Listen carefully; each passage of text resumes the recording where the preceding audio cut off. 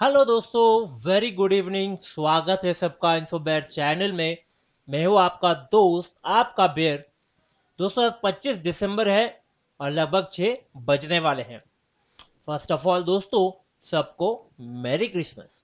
I hope आपका यह दिसंबर बहुत अच्छा जाए, आप काफ़ी अच्छे पैसे कमाओ, बचे हुए 4 ट्रेडिंग सेशंस में। और बात करते हैं हमारे वीडियो के बारे में। तो आज हम लोग दोस्तों बात करने वाले हैं 5 पेनी स्टॉक्स की, खास करके क्योंकि मैंने काफ़ी बार आपको बोला भी है कि पेनी स्टॉक्स में इन्वेस्टमेंट करना अवॉइड करो। बट कुछ लोग हैं, अपने ही है, सब्सक्राइबर्स है, तो रिक्वेस्ट है कि कुछ पेनी स्टॉक्स मैं आपके लिए लेकर के आऊं जो अच्छे हैं इन्वेस्टमेंट्स के लिए। तो बिल्कुल उन्हीं के बारे में आज हम लोग बात करने वाले हैं। देखिए, फिर से एक बार मैं बोल रहा हूँ कि आप अवॉइड किया कीजिए पेनी स्टॉक्स में इन्वेस्टमेंट करना। मिड कैप स्टॉक्स हैं, काफ़ी अच्छे मिड कैप स्टॉक्स होते हैं। और कुछ इन्वेस्टमेंट्स आप ब्लू चिप में भी कर सकते हो, रिस्क फ्री होता है। मिड कैप में ग्रोथ देख सकते हो। पेनी स्टॉक्स में जिस तरह से आप उम्मीद लगाते हो कि ये रातों रात पैसा डबल कर देंगे या मल्टी बैगर बन जाएंगे, ऐसे बहुत कम केसेस में होता है दोस्तों। और काफ़ी तर केसेस में जो है वो हालत खराब हो जाती है। आप अब देख सकते हो, हाल ही का एक एग्जाम्पल था उत्तम वैल्यू स्टील का। काफ़ी लोगों ने अच्छा खासा इन्वेस्टमेंट किया और अभी कंपनी जो है वो डीलिस्ट है, बाहर है, रीलिस्टिंग के बारे में सोचा जा रहा है।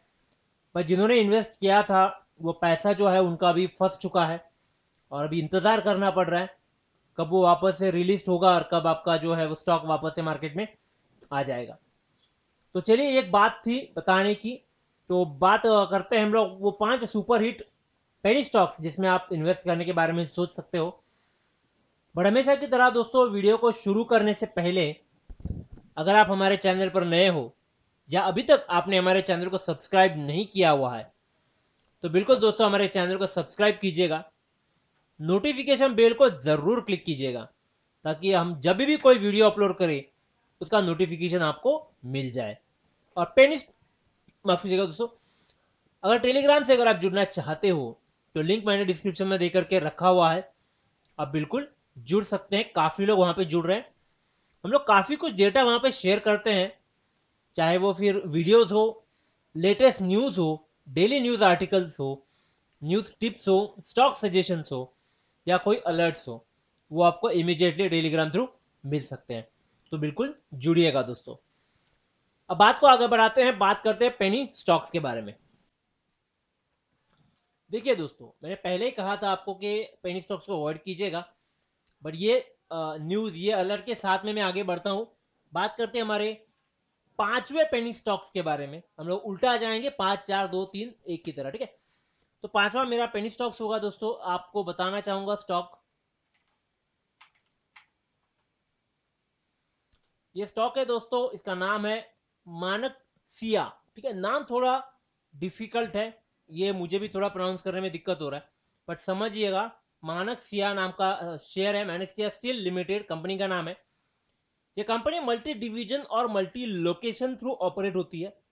जैसे कि इनके अंडर 17 मैन्युफैक्चरिंग प्लांट्स है जो इंडिया में है, साथ ही साथ 4 अब्रॉड में है, जिसमें से 2 नाइजीरिया में आते हैं, एक घाना में आता है और एक जॉर्जिया में आता है। ठीक है, इसके जो प्रमोटर है वो है श्री बसंत कुमार अग्रवाल और सुरेश कुमार अग्रवाल। इनका हेड ऑफिस इंडिया कोलकाता में है। कंपनी मल्टी डिवीजन में काम करती है, जैसे स्टील डिवीजन है, पैकिंग डिवीजन है, कोटिंग डिवीजन है और मॉस्किटो कॉयल डिवीजन एक है और एल्यूमिनियम डिवीजन एक है। इसके थ्रू कंपनी के नाम भी अलग अलग है। इनके 4 जो डिविजनल कंपनीज है वैसे इनके नाम है। अभी इनका बेसिकली बिजनेस क्या है, ये पैकेजिंग में आते हैं, अपने प्रोडक्ट मैन्युफैक्चरिंग और पैकेजिंग है। जैसे क्राउन क्लोजर्स और मेटल कंटेनर जो आते हैं, ये बनाते हैं metal product, fast moving consumer goods among them. तो इस टाइप के कुछ प्रोडक्ट्स हैं, जैसे कि आप देख रहे हो, included crowns, roll on, pilfer proof closures और एक्सपांडेड पॉलीथीन, और भी काफ़ी सारे प्रोडक्ट्स हैं। यहाँ पर आप देखते हो ग्रुप का होली ओन सब्सिडरी जो है वो नाइजीरिया वाला MINL लिमिटेड के नाम से जाना जाता है, जो कि 1996 में बना था, सेटअप हुआ था। और वो ROPP कैप्स और क्राउन क्रॉक्स इन नाइजीरिया में मार्केट लीडर है दोस्तों। ठीक है, दूसरी बात, group also has a subsidiary companies in Ghana, that is Dynatic industries Ghana limited, और जॉर्जिया में है Euro Asian steel and Dubai में जो है वो यूरो एशियन वेंचर्स FZE, ठीक है। तो ये सब इसकी कंपनीज है और अच्छा खासा बिजनेस है इनका दोस्तों। फिलहाल स्टॉक वैल्यू छोटी है, तो नंबर्स के बारे में बात कर लेते हैं पहले इनके। हम लोग अभी स्क्रीनर पे हैं, स्क्रीनर पे पूरा डेटा सामने है। स्टॉक का मार्केट कैपिटल से बात करते हैं दोस्तों, 133 करोड़ का मार्केट कैपिटल है, कुछ ज्यादा है नहीं। स्टॉक का करंट प्राइस 20 रुपया है। हाई इसका जो है दोस्तों 22 का है और जो लो है वो 6 रुपीज का है। स्टॉक का पी 7.5 का निकल के आता है। बुक वैल्यू 31 है। डिविडेंड ये देता नहीं है।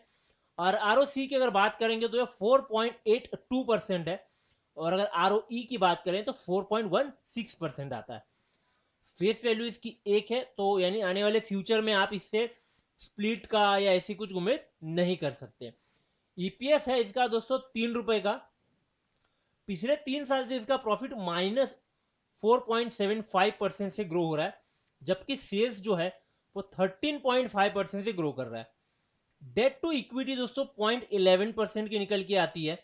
और पी जो है यानी इंडस्ट्री पी जो है वो 15 का है, जबकि स्टॉक पी सिर्फ 7.5 का निकल के आता है। रिटर्न ऑन इक्विटी अगर 3 साल की कंपेयर करें तो 6.33% से ग्रो कर रही है, जबकि डेट कंपनी को 22 करोड़ की है। यानी 133 करोड़ की कंपनी है जिसके ऊपर 22 करोड़ की डेट है, ठीक है दोस्तों। अब थोड़ा नीचे जाकर के इसका पीएनएल देख लेते हैं, क्वार्टर वाइज हमें देखना पसंद है। तो क्वार्टर देख लेते हैं, दोनों रिजल्ट है जून का और सितंबर का। सेल्स देखिएगा 70 करोड़ का था और सितंबर में अच्छी खासी ग्रोथ के साथ 123 करोड़ का रहा है। जबकि ऑपरेटिंग प्रॉफिट की अगर हम लोग बात करें तो इसमें से 1 करोड़ 1.5 करोड़ के आसपास है और इसका 9.44 करोड़ के आसपास है। अब लास्ट नेट प्रॉफिट और ईपीएस की बात करें तो जो जून का था उसमें 1 करोड़ का प्रॉफिट निकला और जो सितंबर का था उसमें लगभग 7.5 करोड़ का प्रॉफिट था। यहाँ पर ईपीएस दिखाई देता है 0.16 और यहाँ पे 1.15। इंटरेस्ट की अगर बात करें यानी लोन की अगर बात करें तो यहाँ पे 0.49% का इंटरेस्ट पे हुआ है, जबकि सितंबर में 0.25% यानी कहीं पे यहाँ पे लोन का रीपेमेंट हुआ है। वो देखने के लिए हमें जाना पड़ेगा कैश फ्लो के यहाँ पर। अब देख सकते हो कंपनी के पास 11 करोड़ का कैश पड़ा हुआ है। और वही फाइनेंसिंग एक्टिविटीज ओपन करके हम लोग देख लेते हैं, तो यहाँ पे कोई भी हमें बोरोइंग का रीपेमेंट नहीं दिखाई दे रहा है। फिलहाल इंटरेस्ट तो दिखाई दे रहा है 1.55 -1.55% का इंटरेस्ट है यहाँ पर पे हुआ है मार्च 2020 में। और यहाँ पर हम लोग देखेंगे तो 3.14% का जो है वो इंटरेस्ट पे हुआ था, यानी पिछले साल 3 करोड़ पे हुआ है, ये साल सिर्फ 1.55 करोड़ का पे हुआ है, ठीक है। अब आरओसी देखेंगे तो आरओसी में हमें ग्रोथ बिल्कुल भी नहीं दिख रहा है, पे डाउन हो रहा है आरओसी। और दूसरा शेयर है दोस्तों अपना साउथ इंडियन बैंक। ये बैंक है रेगुलर बैंक जैसा, तो इसका डेफिनेटली जो प्रोडक्ट्स बैंकिंग इंडस्ट्रीज के होते हैं वो भी इनके पास सेम ही रहेंगे।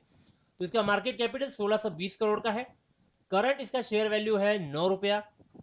हाई जो है 11 रुपीज का है और लो जो है 4.80 का है। इंडस्ट्री पी अगर आप देखोगे तो 23 रुपए का है, जबकि स्टॉक पी 17 रुपीज का है इसका। बुक वैल्यू 30 रुपीज का निकल के आता है दोस्तों। आरओसी 6 है, जबकि आरओई 1.93% है। फेस वैल्यू 1 रुपया है दोस्तों, यानी आने वाले इसमें आपको स्प्लिट देखने को नहीं मिलेगा। ईपीएस 0.52% है और ये 5 साल से इनका प्रॉफिट अब देखोगे -3.7% से ग्रो हो रहा है।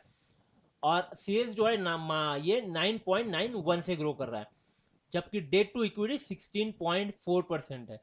और टोटल डेट ऑन बैंक लगभग 90,000 करोड़ का है दोस्तों। वापस से बोल रहा हूँ 90,000 करोड़ का कंपनी का, मतलब बैंक का मार्केट कैपिटल है 1620 करोड़ का और डेट है लगभग 90,000 करोड़ का। यहाँ पर सोचने वाली बात है दोस्तों, बट आगे चीजें और भी है, उसके बारे में भी बात करने वाले हैं। देखिए दोस्तों, अगर जून का और सितंबर का हम लोग कंपेयर करते हैं यहाँ पर, तो रेवेन्यू निकल के आता है 1887 और यहाँ पे सेम लगभग उतना ही है। और हम लोग यहाँ पर नीचे आकर के प्रॉफिट कैलकुलेट करते हैं तो नेट प्रॉफिट 82 और इस बार जो है वो 65 निकल के आता है। यहाँ पर अगर आप देखोगे तो ईपीएस जो है वो 0.45 और यहाँ पर 0.36 है। एनपीए में आपको गिरावट दिखाई देगी, 4.93 से 4.87% हो चुका है और नेट एनपीए 3.9% से 2.59% होता है।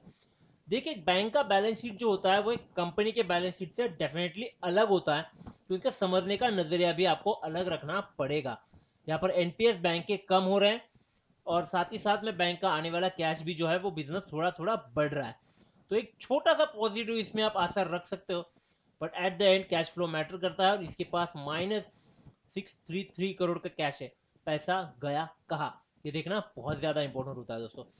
फाइनेंसिंग एक्टिविटी अगर ओपन करोगे तो यहाँ पे दिखेगा आपको जो है 500 करोड़ का पेमेंट हो चुका है, प्रोसीड फ्रॉम बोरोइंग, ठीक है। और यहाँ पर आप देख सकते हो, माफ कीजिएगा मैं थोड़ा गलत हूँ, यहाँ पर प्रोसीड फ्रॉम बोरोइंग्स है तो इनके पास 500 करोड़ है जो इन्होंने अपने जो बोरोइंग्स थे वो बेचे थे, और इंटरेस्ट जो है वो जो पेड किया हुआ इनमें इनमें 157 करोड़ का इंटरेस्ट है वो पे किया हुआ है, ठीक है। और डिविडेंड पे किया हुआ है लगभग 55 करोड़ का। अब इन्वेस्टिंग एक्टिविटीज में अगर आप जाते हो तो यहाँ पे आपको एक चीज दिखाई देती है, फिक्स्ड असेट 84 करोड़ का परचेस किया हुआ है, लेकिन इन्वेस्टमेंट जो है वो कंपनी ने काफी बढ़िया परचेस किया, लगभग 1500 करोड़ की इन्वेस्टमेंट इन्होंने परचेस करके रखी हुई है। यानी आने वाले समय में इस इन्वेस्टमेंट से इनको अगर फायदा होता है तो इनका जो डेट है वो आसानी से रिपे हो सकता है। यहाँ पे आरओसी देखोगे दोस्तों तो कम हो चुका है, यहाँ पे आरओ सिर्फ 2% का रह चुका है। तो इस शेयर में इन्वेस्ट करने से पहले सोचिएगा जरूर, ये पेनी स्टॉक है। तीसरा शेयर है अपना दोस्तों वो है ऊर्जा ग्लोबल का। ऊर्जा ग्लोबल का वेबसाइट नहीं खुल रहा है इसलिए मैं यहाँ पर नहीं दिखा रहा हूँ आपको वेबसाइट, पर इनके प्रोडक्ट्स है ये सोलर एनर्जी से जो भी चलने वाले लाइट्स या जो भी इक्विपमेंट्स है इलेक्ट्रिकल वो बनाते हैं, और फिलहाल मार्केट में अच्छी खासी डिमांड है क्लीन एनर्जी के प्रोडक्ट्स की। जी हाँ, क्लीन एनर्जी यानी आप विंड से बनाओ एनर्जी, आप सोलर से बनाओ एनर्जी, इसमें खास करके सोलर प्रोडक्ट काफ़ी ज़्यादा है। अब यहाँ पे आप आते हो तो मार्केट कैपिटल दिखाई देता है लगभग 300 करोड़ का, स्टॉक पी दिखाई देता है 225 का, जबकि इंडस्ट्री पी देखिए सिर्फ 50 का है दोस्तों। अब यहाँ पे बात ये है, मैं हमेशा सजेस्ट करता हूँ स्टॉक पी 20 के आसपास होना चाहिए।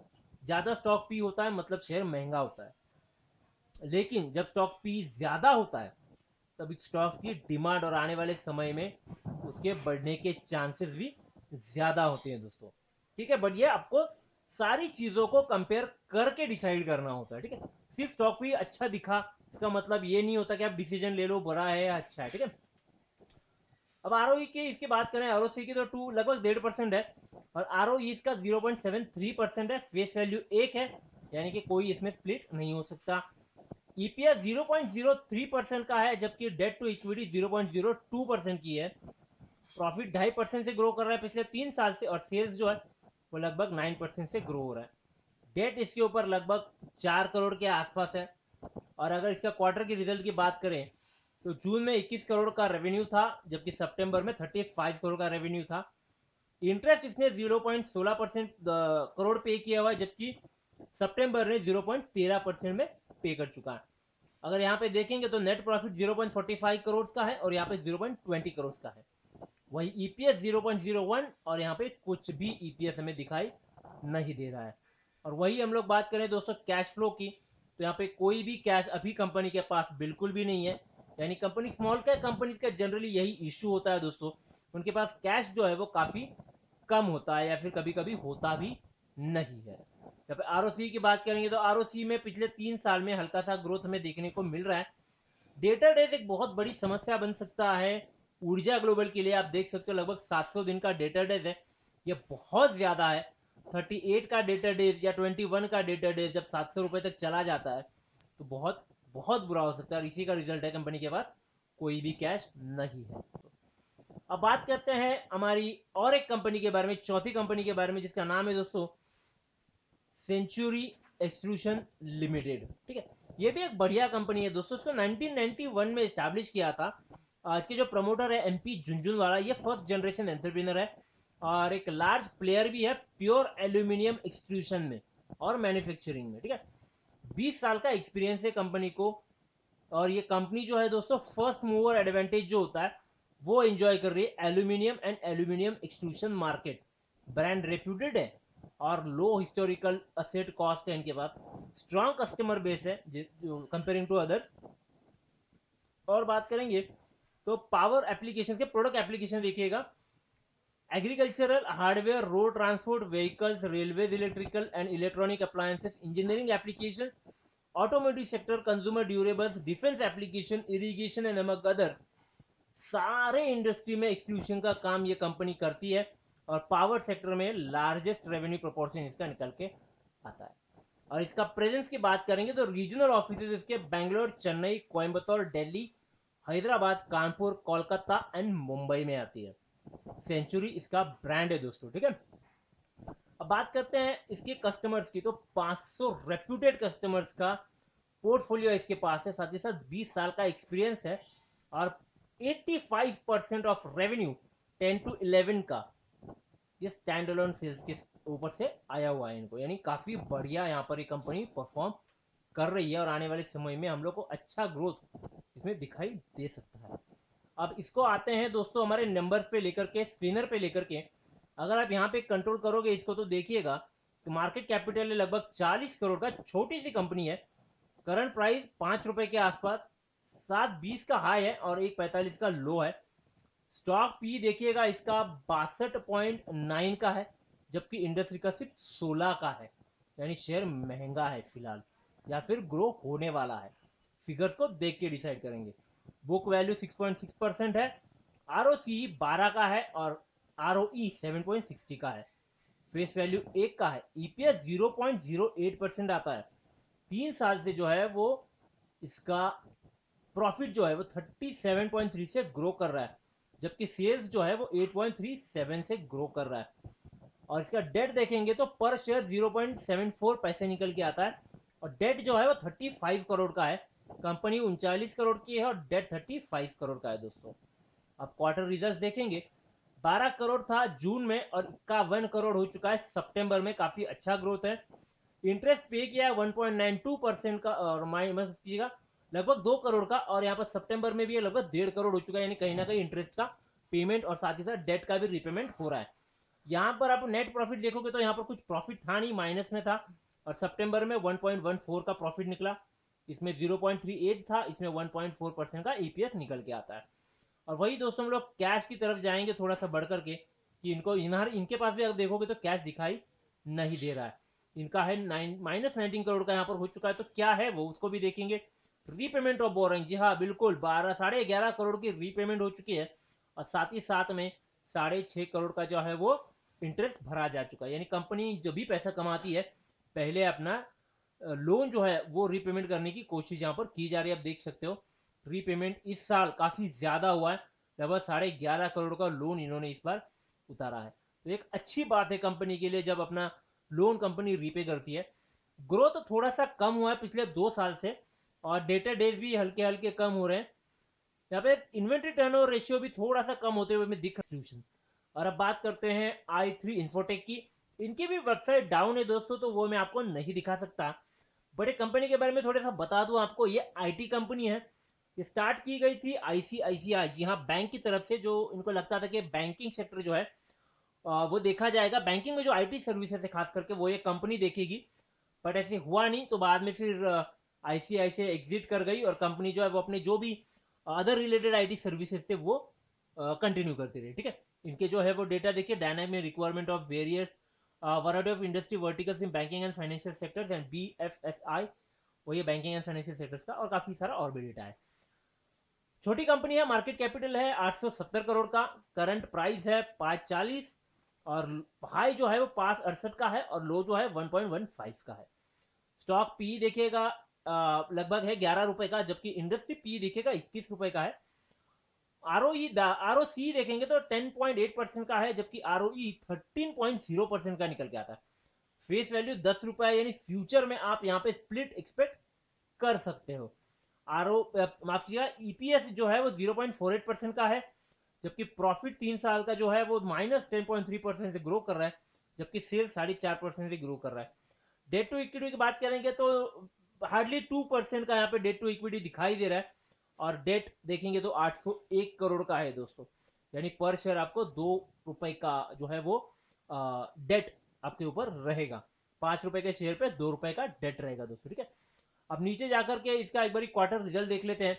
240 करोड़ था जून में, 251 करोड़ हो गया सितंबर में। और वही नेट प्रॉफिट की बात, माफ कीजिएगा इंटरेस्ट की बात करते हैं तो रेगुलरली 10-10 करोड़ का इंटरेस्ट पे हो रहा है यहाँ पे। नेट प्रॉफिट 10 और 15 करोड़ का रहा और ईपीएस जो है 609 पैसे का रहा, ठीक है दोस्तों। ये इंपॉर्टेंट है और इस पर मैं इसलिए एम्फोसाइज कर रहा था। फाइनेंशियल एक्टिविटी देखेंगे तो रीपेमेंट ऑफ बोरोइंग हुए और लगभग 130 करोड़ की बोरोइंग होंगे। और पिछले 3 साल से कंटिन्यूस जो है वो कंपनी अपना डेट जो है वो रीपे कर रही है। तो इस हिसाब से कंपनी के ऊपर लगभग हजार करोड़ का कर्जा था, लगभग 150-200 करोड़ का इन्होंने पे कर दिया है। और 43 करोड़ के ये लोग जो है वो इंटरेस्ट भी भर रहे हैं। और फिलहाल 12 करोड़ का शॉर्ट है कंपनी के पास। जो अच्छी लग रही है फिलहाल, और जो अच्छी लग रही है ये शायद गलत वर्ड होगा, ये शायद फ्यूचर में अच्छा रिस्पॉन्ड कर सकती हैं, but risk to reward ratio हमेशा डिपेंड करता है। इसलिए मैं हमेशा बोलता हूँ कि पेनी स्टॉक्स जो है थोड़ा दूर रहा करो, जितने पेनी स्टॉक से आप दूर रह सकते हो उतना दूर रहा करो, क्योंकि इसमें कुछ भी हो सकता है। It's a luck factor. Figures जो है इनके ऊपर कर्जे बहुत होते हैं, तो कभी कभी मोस्ट ऑफ द कंपनी जो है बंद भी हो सकती हैं और आपका पैसा जो है वो डूब सकता है। तो बेटर वे यही होगा दोस्तों कि आप कोशिश करें कि आप जितने से जितने अच्छे शेयर में पैसा लगाएं और आसानी से जो है वो आराम की नींद सो सके और अच्छा खासा पैसा कमा सके। ठीक है दोस्तों, तो ये थे वो 5 शेयर मेरे। काफ़ी ज़्यादा टाइम हो गया, अगर मैंने पूरा आधा घंटा ले लिया आपका। तो ये था मेरा वीडियो पूरा, आई होप मैंने एक्सप्लेन कर दिया आपको। और अगर ये वीडियो आपको अच्छा लगा है दोस्तों तो बिल्कुल मेरे वीडियो को लाइक कीजिएगा, शेयर कीजिएगा, सब्सक्राइब करना ना भूलिएगा दोस्तों। और टेलीग्राम चैनल से बिल्कुल जुड़िएगा। मिलते हैं बहुत ही जल्द अगले वीडियो में, तब तक के लिए दोस्तों थैंक यू वेरी मच।